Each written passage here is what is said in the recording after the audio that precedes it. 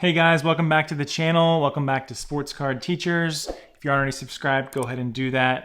Hit the like button to really help out and to really get this video out there. I'm going to be going on a little bit of a rant today. Rant away. A little frustrated, little upset, and it's for something that shouldn't have to happen. It shouldn't be this way. I'm not sure if any of you guys out there buy the Topps Now or the Panini Instant cards.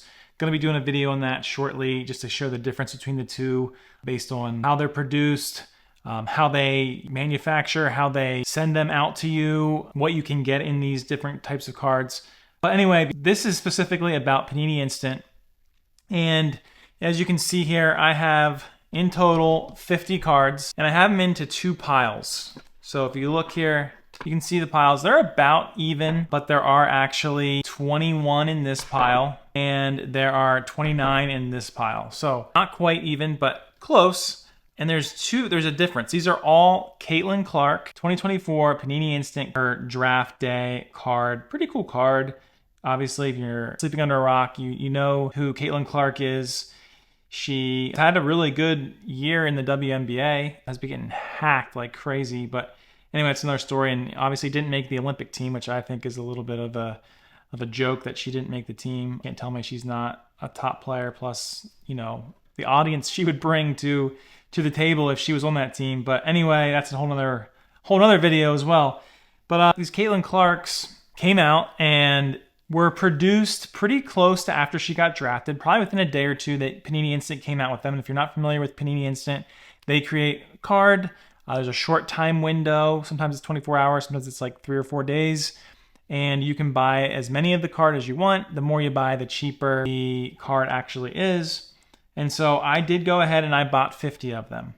So 50 of them, just the same card. There's no inserts in here. They don't do that. And you have to buy the inserts separately if you want to buy them. First come, first serve. But I bought these, and you know, they're pretty well centered. I can't complain about the manufacturing as far as like, I don't see any issues on the surface. I don't see any imperfections, print lines to that sort, but something that could fully be prevented, which is corners.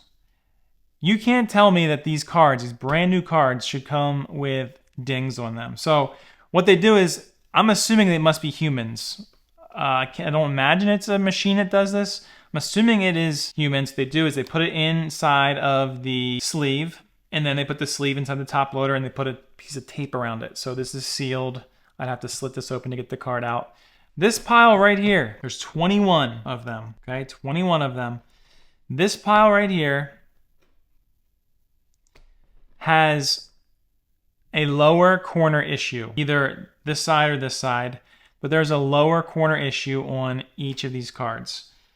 This pile looks clean. I haven't taken them out because I am going to grade some of these. These are clean as of now with just looking through them through the sleeve and the case. I'll examine them obviously before I would go ahead and send them in to PSA. But I didn't see through the case, didn't see any corner issues. This one though, considerable. Like, I'm telling you, considerable. So whoever was putting these cards in there probably in a rush, and I'm assuming they did it whenever they're putting them in the sleeve. If you are with us, if you watch our other videos, I'll go ahead and just show you a quick trick for anyone out there who is looking to not have this happen to them, because I did a video on it showing you how it can happen. What you do is you literally, take the side, you literally take the sleeve, and you're gonna literally just cut into the corner of it, and it creates a kind of a little window there so that when you stick a card in, I'll see if I can find a card to just throw in there. I don't have any actually with me, but you stick the card in, you stick the one end in, and then you just slide it in from the side here. And that makes it a lot easier to then put the whole card in without dinging the corners. Now these are pretty soft sleeves anyway, so they're pretty forgiving, but I just like to do that because it's easier. But clearly, the person putting these cards inside of the top loaders, inside the sleeves, and then inside the top loaders are not being very careful. And so let me see if I can just show you. Let me see if I can. I don't want to take them out of the top loaders. I'm going to sell them sealed and try to make a note of it. Let me see if I can find a good one for someone that's really visible. Okay. I'm not sure if you can see it. You know what? For this one, I'm going to just take it out so you guys can see it.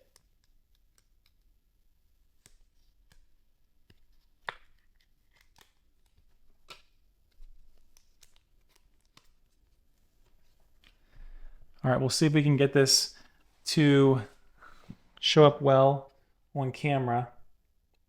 Of course it probably won't, but we'll try it anyway. Can you see the ding? Try to be as still as I possibly can.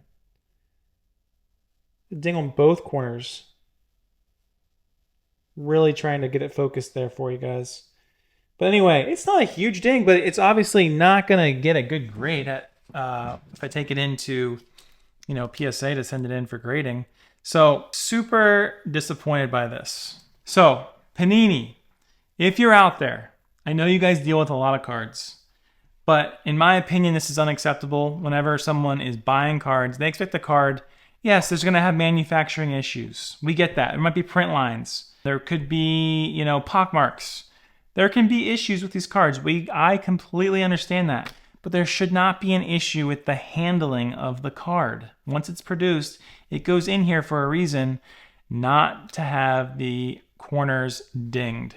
So please, Panini, if you're out there, I'd love for you to address this situation. Let us know if I'm correct in what's happening, because I think that's what's happening.